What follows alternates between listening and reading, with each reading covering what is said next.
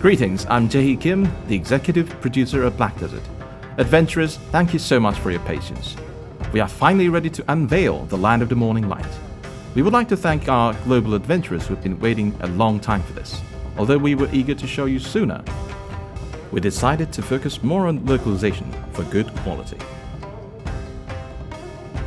We hope you enjoy the Land of the Morning Light since many adventurers were looking forward to this expansion. We have given our best effort, knowing how much it meant to our players.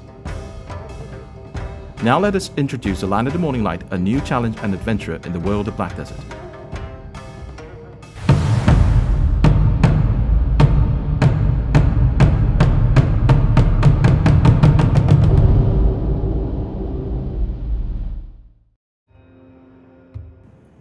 Trying something new is always exciting and somewhat daunting. However, rather than focusing on the meaning of success or failure, we believe that the significance lies in the challenge and the attempt itself, as it paves the way for progress. In the Land of the Morning Light, we have taken on several new challenges. The first challenge is to move away from the Tolkienish fantasy backgrounds and introduce a concept inspired by Korea's Joseon era, which may feel unfamiliar to our global adventurers but will offer a fresh visual experience even for Korean adventurers in their 20s who haven't seen it before. However, on the contrary, I have thought about it differently. If it feels new to Korean adventurers, then it could truly be a world of fantasy, unlike anything overseas adventurers have never seen. I wanted adventurers to experience the Korean medieval era, its architecture, clothing, mythology, and joys and sorrows of life that would be unfamiliar but still quite relatable. At first, we were also concerned that the unfamiliar images may be too disorienting, but after developing and experiencing it firsthand, we realized that we have made the right decision. We made every effort to capture the beauty of both the Joseon era and of Black Desert. The second challenge was a bold departure from the existing playstyle. We believe that Black Desert has, through time and numerous updates, established a solid basic system of gameplay. And of course, there will always be fine-tuning to be done. Many players have enjoyed the action style and command-based skills of Black Desert, and defeating monsters based on those elements added to the enjoyment of the gameplay. However, no matter how good something is, if you keep encountering it, you start to become too accustomed to that consistent style of gameplay. We needed a change and made various attempts.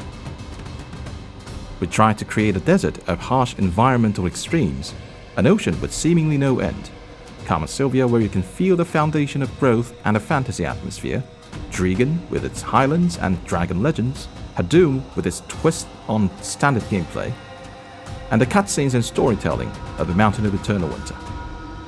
We realized that, while we should borrow from each of their good aspects, there is a need to fill in the gaps and make even greater changes. We felt that new adventures in a new region should not be the same as existing regions. Therefore, in the Land of the Morning Light, we removed the repetitive mob grinding gameplay. Even from the perspective of the Black Desert development team, it was a daunting challenge. However, we rose to the challenge. In the Land of the Morning Light, the basic gameplay revolves around defeating each boss. The ability for players to set the difficulty of a boss was the very definition of that challenge. The third challenge was to transition from our previous linear quest progression to an omnibus-style one. Adventurers will experience gameplay in the order they choose, based on the storylines they select in Dalbol Village. This allows them to focus on each individual story. Each story, including the Balinus reboot and the Mountain of Eternal Winter that were already introduced, as well as improved cutscenes and storytelling in Abyss the Magnus, will convey various emotions to the adventurers. You'll be able to enjoy each story with a sense of immersion similar to reading a fairy tale or novel. Please look forward to what new stories await in the Land of the Morning Light. With its new adventures, the Land of the Morning Light is a new challenge in Black Desert. New attempts can be both exciting and daunting. Could have walked the proven path by simply adding new monster zones and bosses. However, we wanted to offer adventurers a slightly different experience here in the Land of the Morning Light. While Black Desert provides a reliable play pattern, we also want players to feel like they can embark on a new adventure at any time. We look forward to the stories you create for yourselves in the new region, the Land of the Morning Light, opening June 14th. About 100 years ago, a German missionary depicted their impression of Korea's capital. We wondered how we could effectively convey this impression to our adventurers through the game and kept this in mind as we developed the background for the Morning Light. To create a captivating impression of the Land of the Morning Light, the territory beyond Magoria, we drew inspiration from the stunning natural beauty of Gogum Island in Jeollanam, Goeun County. Then, we drew inspiration from the lush and towering bamboo forest of Damyang, which helped bring to life the tranquility and freshness of Shimnidae Forest, awash in greens and blues, Dale Pier reflecting the warmth of the new year with its vibrant Rose Bay paths, Bombawi Valley showcases the majestic silhouette of Taebaek Mountain and the diverse colors of the changing seasons. And Byeokgae Island displays its serene but restrained beauty like a delicate drop of ink on a white Hanji canvas. By carefully incorporating these vibrant colors and natural elements of Korea, we meticulously crafted the terrain of the Land of the Morning Light. We believe that adventurers exploring this new continent will experience both a sense of familiarity and foreignness as if wandering through a beautiful yet undiscovered corner of our country. We also created new terrain that tie in with unique characters from Korean folklore such as Humbu, Norbu, Gumyo, and the Dokkaebi. We were fortunate to have received assistance from the Cultural Heritage Administration when designing the pottery and ceramics as well. We also created spaces within the Land of the Morning Light where adventurers could vividly experience the traditional Korean folktales during their travels. We designed these various folktale-inspired environments to reflect the motives and atmosphere unique to our culture. We integrated motifs such as imprisonment and corporal punishment to create an atmosphere reminiscent of visiting the Korean Minsok village. We've incorporated several picturesque and serene spots throughout Black Desert that are perfect for avid adventurers looking to capture memorable moments.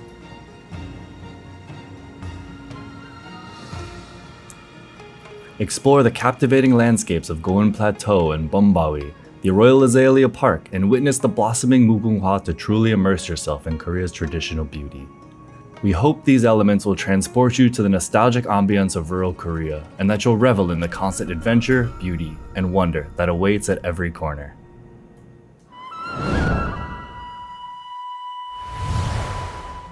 Bosses in the Morning Light were created using various references to Korean folklore and legend, such as the spinster ghost Songakshi, the tale of Princess Bari, from Jeju Island's Jinguktae folklore, and the legends of the Golden Pig. We also depicted the Korean Dokkaebi in various forms. They are said to have a human-like appearance and have the ability to inhabit everyday objects, which we brought to life by designing them as sieves or potlets. In addition, some elements which already existed in Black Desert were transformed into their Korean counterparts. The Korean versions of the Papuan otters are from the folktale The Hare's Liver, and the Mudang Wraith was created by imagining Hexe Marie as a mythical Korean creature. Following The Hare's Liver, the characters were originally intended to be designed as tortoises, but due to their potentially intimidating appearance, we depicted them as turtles instead.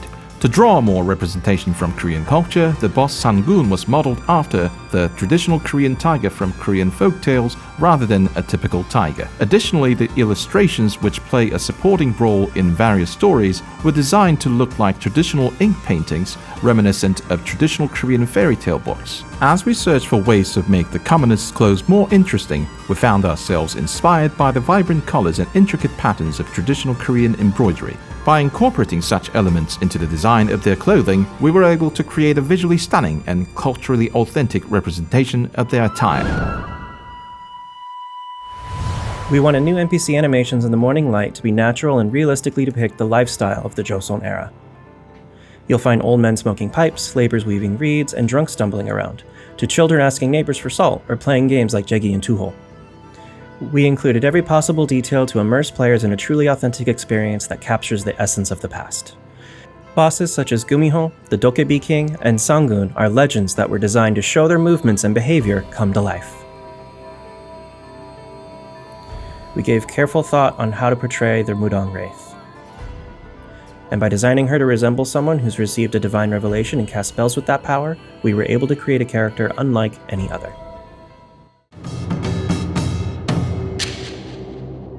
You all probably encountered Yeonhwa in the pre-quest updated last week.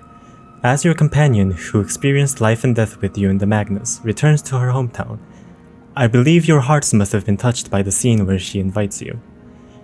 Yeonhwa longed to return to her hometown so badly. The distant and mysterious land of the morning light will welcome our adventurers with refreshing sunlight on June 14th. Global adventurers, you must have grown up listening to interesting tales of the past from your grandparents. Korea also has many such fascinating stories.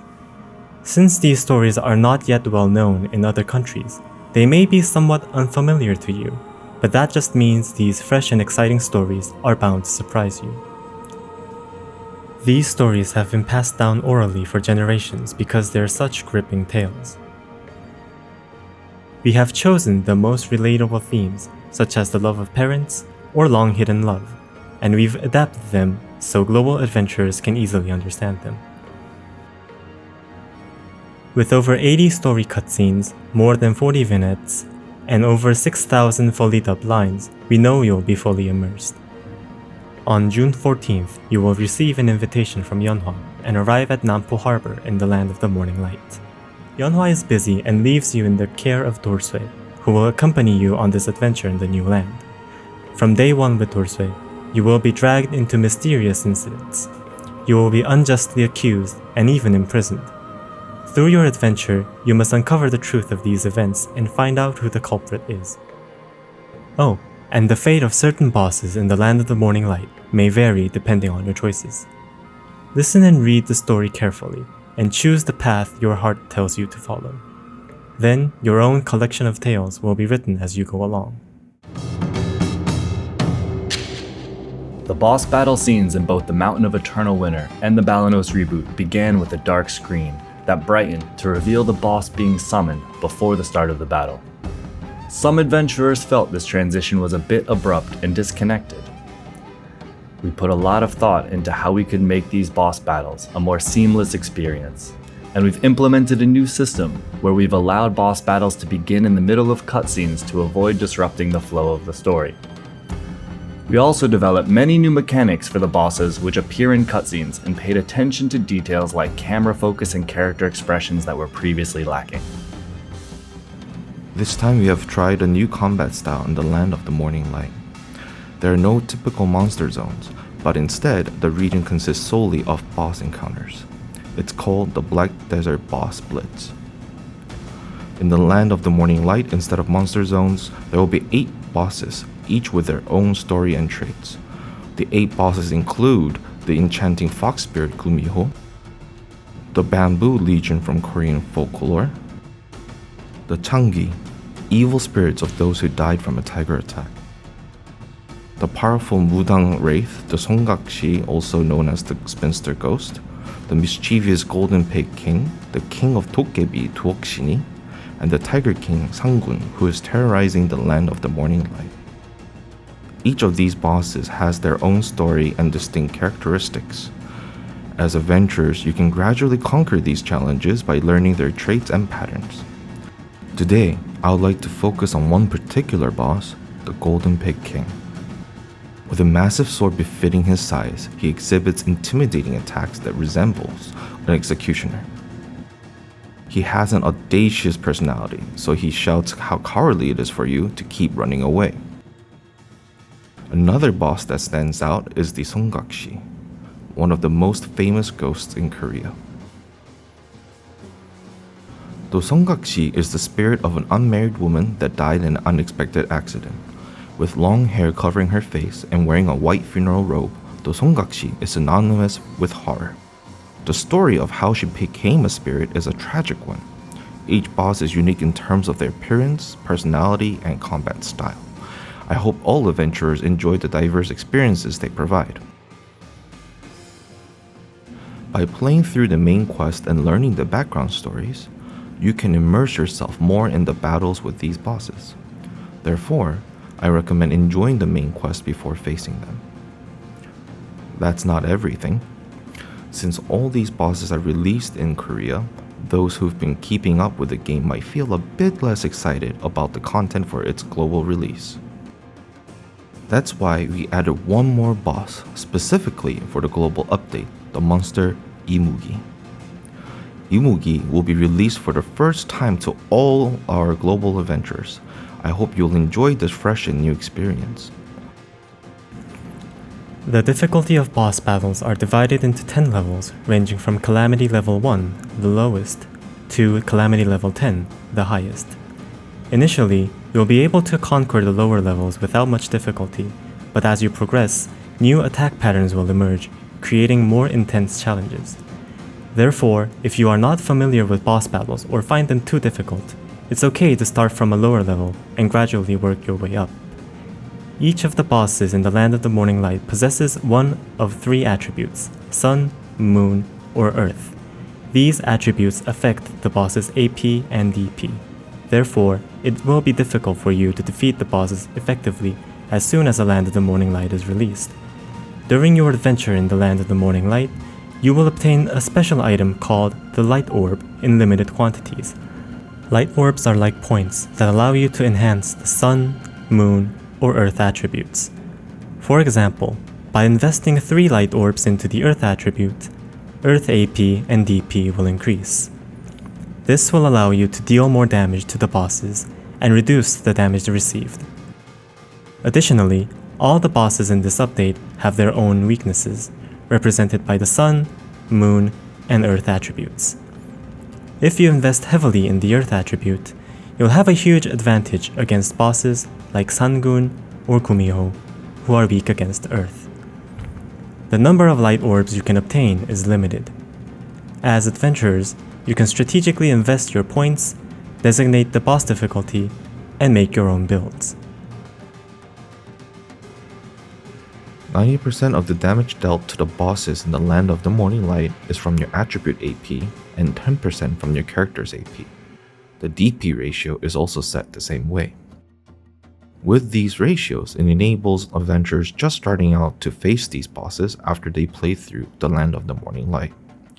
We believe that we need to continue thinking about accessibility for more people with new content, like the Arena of Solaire. And as a result of this consideration, we have decided to implement attribute AP and DP. We may make changes to it over time, but our goal is to make it accessible, so we'd like to ask our veteran adventurers for their understanding. Let's move on to new loot and items. I'm certain that many of you are brimming with anticipation, but first, I'd like to reveal the subjugation rankings that is part of this update. The subjugation ranking shows how fast you cleared each boss by difficulty level, but unlike the existing ranking system, this one will be applied to each class individually rather than collectively. The difficulties of each boss won't be fully available at first, but they'll gradually unlock as each class successfully subjugate the previous difficulty. For example, if you are playing warrior, an adventurer must initially clear a specific difficulty as a warrior in order to unlock the next difficulty level for all other warriors. As each class in Black Desert possesses their own set of unique abilities and combat style, strategizing a plan may be more or less challenging, depending on the characteristics of the boss and that particular class. In the end, we adopted this approach to give skilled adventurers who have extensively studied and gained experience with a particular class the opportunity to achieve greater glory. We hope that this opens up more challenging opportunities for adventurers. Alright, let's move on to loot and new items that can be obtained from these bosses. Allow me to introduce the new accessory, Belt of Tepik, which comes with a special option that activates new skills immediately upon equipping it. The belt grants the Blessing of Tepik skill, and activates a protective buff for you and your nearby allies.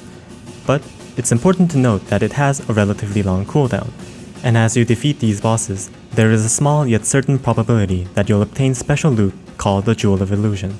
You can also bring the jewel back to the main continent, where it can be crafted into accessories. Next up is the Deboreka earring that many have been eagerly anticipating.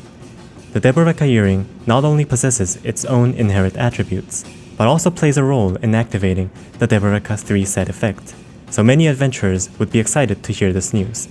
Furthermore, new crystals will be added. Adventurers can unlock 2 additional crystal slots as they venture through the Land of the Morning Light. You will be able to equip existing crystals or the new Morning Light crystals in these slots. Various crystals with diverse effects will be added, including the previously introduced Pongwang's Tear. Additionally, new materials for upgrading the combined magic crystals will be introduced, allowing for even more versatile builds. Last but not least, we have the new, highly anticipated gear, Dan's Gloves. The gloves comes in two versions, damage reduction and evasion. You'll initially craft one version of the gloves, then have the option to exchange them for the other. We put a lot of thought into their crafting method, as there are no new monster zones. We explored different ways of crafting to make it engaging and avoid repetitiveness. Therefore, we made the gloves a loot drop for defeating the bosses in the Land of the Morning Light. However, the chance of obtaining them as loot is very low.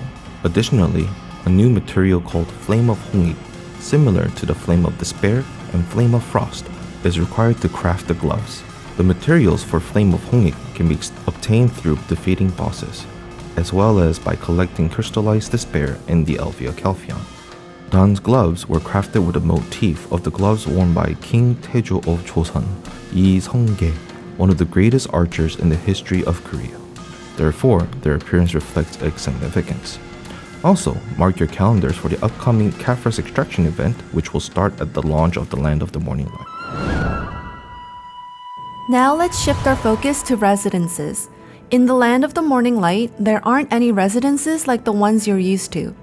Instead, there are two manors which closely resemble the blue-maned Lion's Manor. One is very spacious with room for lots of decorations, while the other has a more compact design. This is the Simhyangje, a unique residential area in the Land of the Morning Light, based on the traditional Korean hanok tile-roofed Kiwa house. The name Simhyangje means the home in one's heart, and it indeed brings peace to one's heart and mind. You'll be enchanted by the courtyard's fragrant flowers in spring, while the sound of raindrops falling on the eaves will soothe the summer's heat. In autumn, you can immerse yourself in the tranquil sunset with a good book. Finally, during winter, snuggle up in the guest house with your beloved pets as you watch the snow fall outside. Don't you feel at peace just imagining it? You can also explore the interior of the Simhyangje at the end of the main questline in Land of the Morning Light. New and unique furniture will be added, designed especially for the Land of the Morning Light. These furniture pieces were designed to complement the unique manners of the region, but they're also stunning enough to enhance any other existing space. They will be exquisite additions to your blue-maned manor in Serendia. You'll also be able to construct a new ship, the Panoksan. The Panoksan may appear to be primarily used for combat, as evident from its exterior design, but its true charm lies in the flexibility of the ship's performance, as it is able to hold quite a large crew. In other words, while the overall performance of the ship may be lower than that of the existing carrack, it can be customized and prepared for different purposes by adjusting the number of crew members or assigning certain equipment. The Panoksan can be constructed using crafting materials from the Land of the Morning Light and sea coins. To build the Panoksan, you will need sea coins, which means construction will be easier for those who already possess a carrack.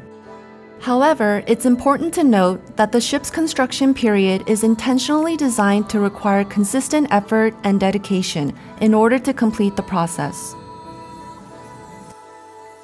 Finally, let's talk about the changes to life skills. In the Land of the Morning Light, you can embark on adventures which are centered around life skills.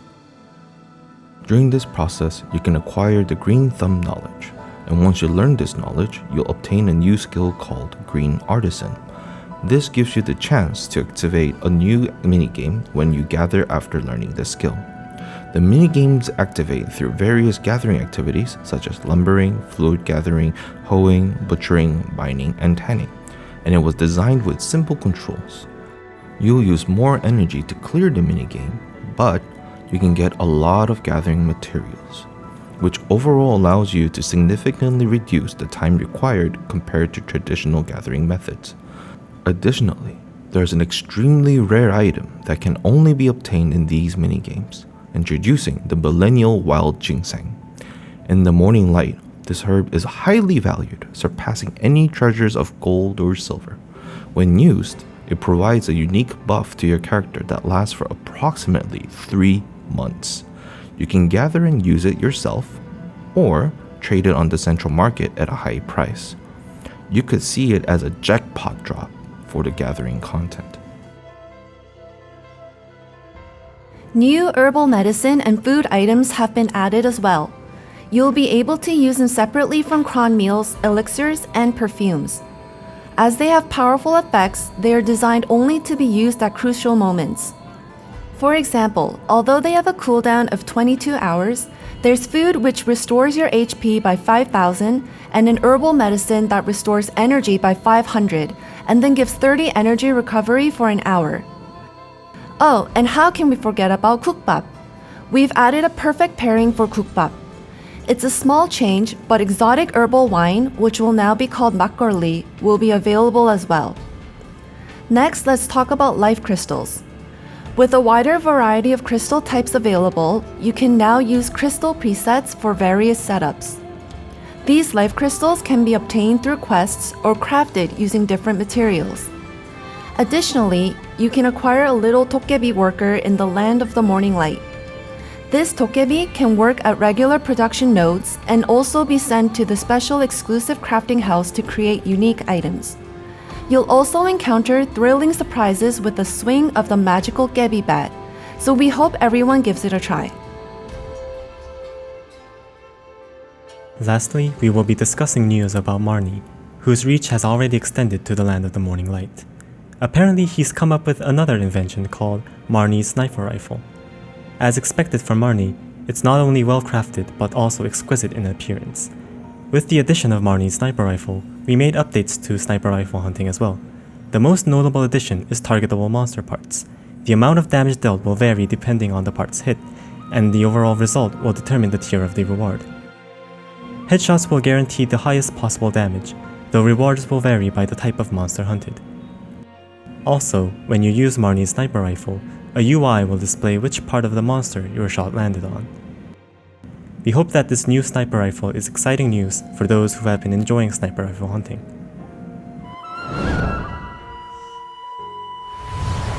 Hello, I am Ryu Hyuman, the music director of the audio department. The composers of Pearl Bliss, responsible for the fantastic Everfrost soundtrack, returned for this project, each representing their unique style of traditional Korean music. I too have composed a piece of music in the traditional style. The goal of this music project was to showcase how fascinating traditional Korean music can be as a genre. In my case, I focused on the rhythm of traditional Korean music, as well as its instruments, samulnori, and shamanic music. The rhythms were incredibly profound, and I became immersed in the world of this music, and lost track of time working on this project. While producing the music for the morning light, I used an experimental piece inspired by samulnori rhythm for the battle between Woosa and Megu. I had not expected adventurers to enjoy it so much, and it gave me the courage to attempt more diverse and beautiful traditional rhythms for this expansion. To enhance the intensity of combat, I studied the characteristics of each boss and composed traditional Korean music that fit well with them.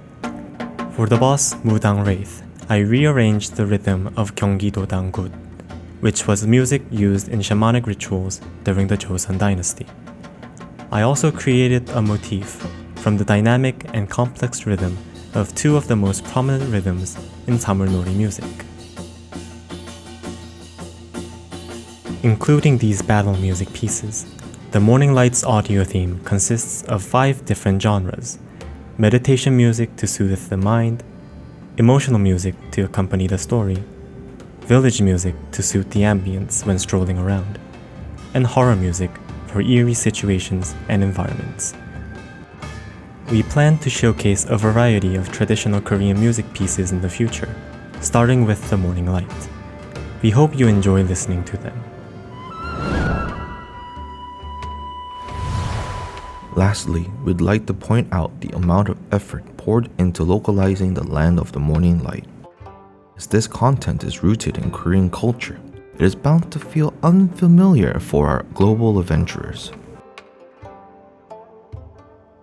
With this in mind, we endeavor to accurately convey the subtle connotations and contexts of these innately Korean stories. The voice actors paid extra careful attention to each and every word to capture their essence. Also, certain parts were not translated to maintain the impression of entering a foreign country. For example, signs on buildings and the marketplace bulletins are written in Hangul, the Korean alphabet. We believe this will create the immersive experience of stepping foot into a new world. This concludes our intro to the land of the morning light. I remember when we first began this project. It was both exciting and nerve-wracking, and to think that we are now launching this globally after our initial launch in Korea is a euphoric feeling. I don't think I've ever been this nervous when introducing new content.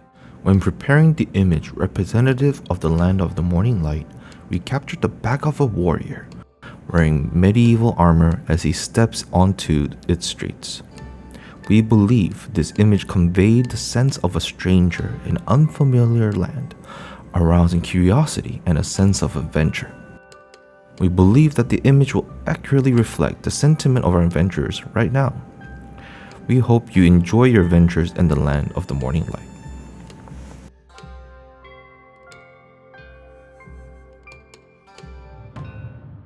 We had news on Woosa's awakening, which I'm sure many of our adventurers are all waiting for. After witnessing the love and support for Woosa and Megu, we wanted to create something even better. We have kept some of their original animations intact, but we have also made some significant changes. As such, their update schedule was inevitably pushed back. While developing Awakening Woosa, we put a lot of thought into how to bring a uniqueness to the character. We then came across a Seocheon flower garden, one of the folk tales in Korea, and decided it would be a fitting motif. This motif was manifested and implemented into Awakening Woosa. The Seocheon flower garden is one of the places in the afterlife where the souls of the dead gather. At first, we worried that this would be difficult to convey. We incorporated the unnamed flowers and spirits of Netherworld, along with the moon of the night sky that Woosa came to represent the afterworld. Luckily, the result was more impressive than we'd initially imagined. Like this, Awakening Woosa gained a new sense of individuality. We will continue our introduction with a video we prepared of Awakening Woosa.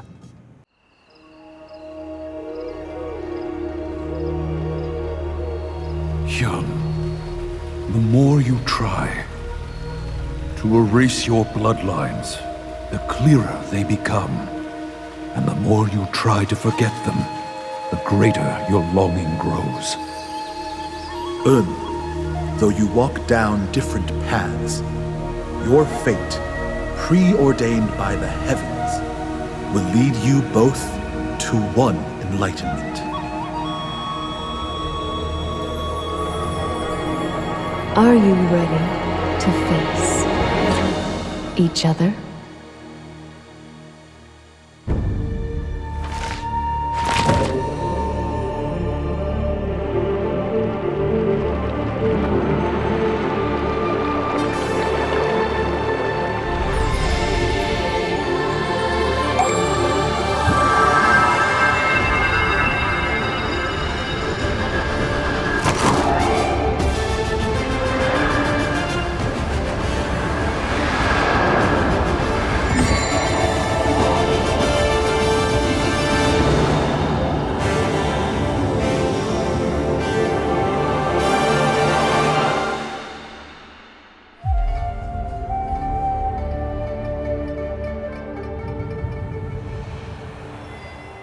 For those seeing our twin sisters for the first time, let me give you a brief explanation. These sisters are fundamentally rivals to each other. One is affiliated with the Woodo school and the other the Jwado school. They are like the Jedi and Sith in Star Wars, with different martial arts training methods and conflicting ideologies that set them at odds. You can see the younger sister, Woosa of the Woodo school, as the Jedi, and the older sister, Megu of the Jwado school, as the Sith. Last December, we uploaded The Tale of Two Twins to our official Black Desert YouTube. Listening to this audiobook will give you much greater insight into their relationship. As Woosa progresses through her awakening quest, she has a profound realization and encounters a mighty spirit. As a result, she can draw power from the Seocheon flower garden, a realm of the afterlife in Korean mythology. The bright moon gracefully rising above a pristine puddle, the flowers that bloom in all directions, the spirits that emerge from the books she clasps in her left hand, and the calligraphy she writes with the brush in her right hand. All of these represent the inner nature of Woosa. Woosa has always emphasized the power of humanity, diligently honing her inner self and accumulating knowledge.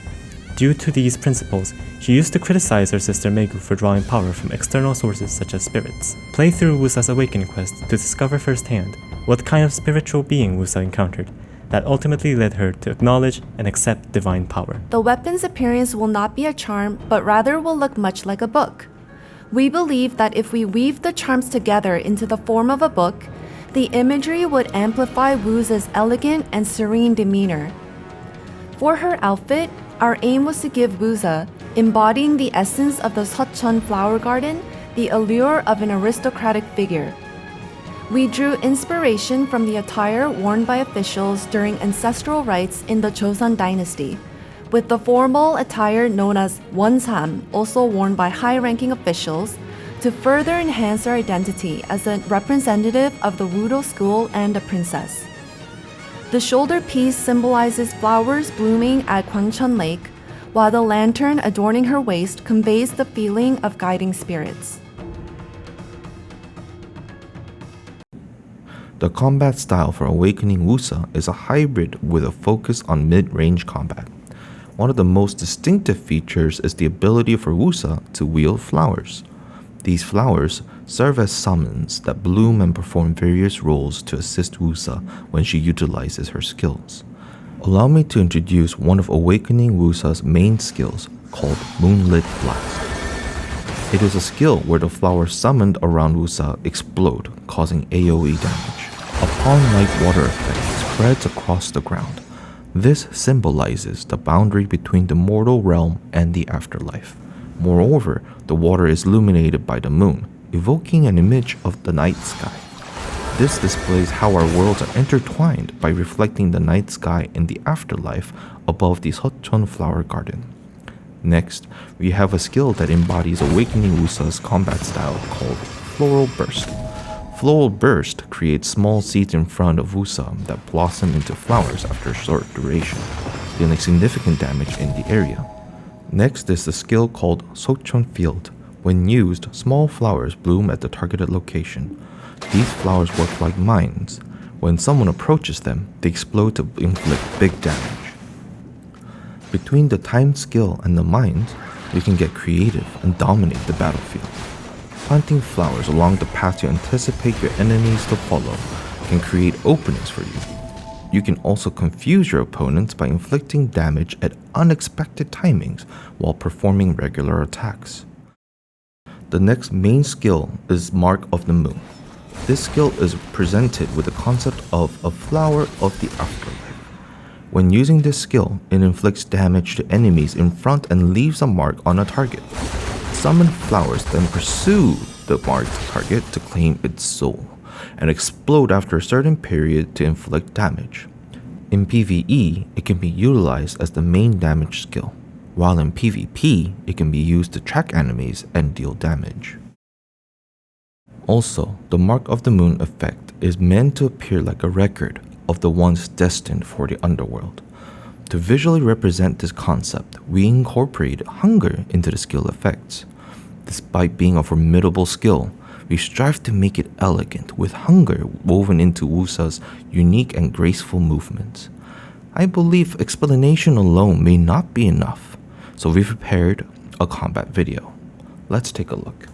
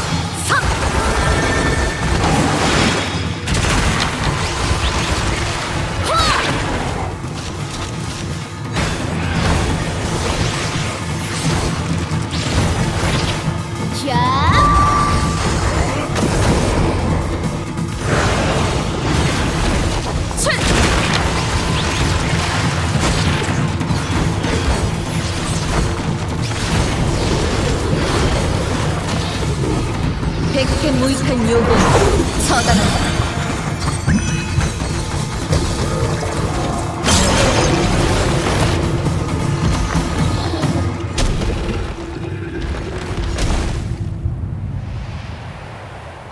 This is the older sister 그녀는 Megu. 어린 시절엔 As a 동생과 child, she 함께 was part of the 우도방 Wudo school 소속이었던 along 만큼 with her 부채를 younger 들었던 sister, 적이 and she used to 있었습니다. wield a fan. 하지만 우도방의 수련 However, she 방식에는 didn't have 별다른 any 재능이 particular 없었고 talent for the 이 Wudo 때문에 school's training 방황을 methods. 거듭하다 결국 Due 우도방에 to her tabdel한 struggles, 채 she 가도방에 eventually 들어가게 joined the rival 되는데요. school, known as the 오히려 Chado 이곳에서 School. 재능의 꽃을 피우게 It was 되죠. here where her talents 이런 began to bloom. 그녀가 각성 As she 퀘스트를 embarks on her 진행하게 awakening 되면서 quest, she gains 내면의 profound 깨달음을 insight into 얻고 herself 다시 and 부채를 comes to 손에 wield the 쥐게 fan 됩니다. once again. 누구와 As for whom she 만났는지, met and what 어떤 stories 이야기가 unfolded, 펼쳐지는지는 you will discover them 역시 firsthand by 각성 퀘스트를 직접 experiencing the awakening 진행하면서 quest 확인해 yourself. Her awakening weapon is in the final stages of development, so we haven't prepared a full combo video yet. Instead, let me briefly explain the combat style of Awakening Megu. Unlike Succession Woosa, she wields two fans and focuses more on melee combat, rather than manipulating wind and storm clouds. She is capable of piercing through enemies and creating powerful fiery attacks with the power of the Fox Spirit. Furthermore, by spreading both fans to unleash a burst of flames, she can inflict debuffs in a wide area of effect. While each movement skill may not cover a great distance, she has a variety of them that help her chase down enemies at remarkable speed. This is the end of our updates on Awakening Woosa and Megu. The development of Awakening Megu is in its final stages. We are working hard to present to our adventurers a new and enjoyable gameplay. The Awakening Woosa update is scheduled to be released across all regions on May 31st. As for the Awakening Megu, she's planned to be released in June.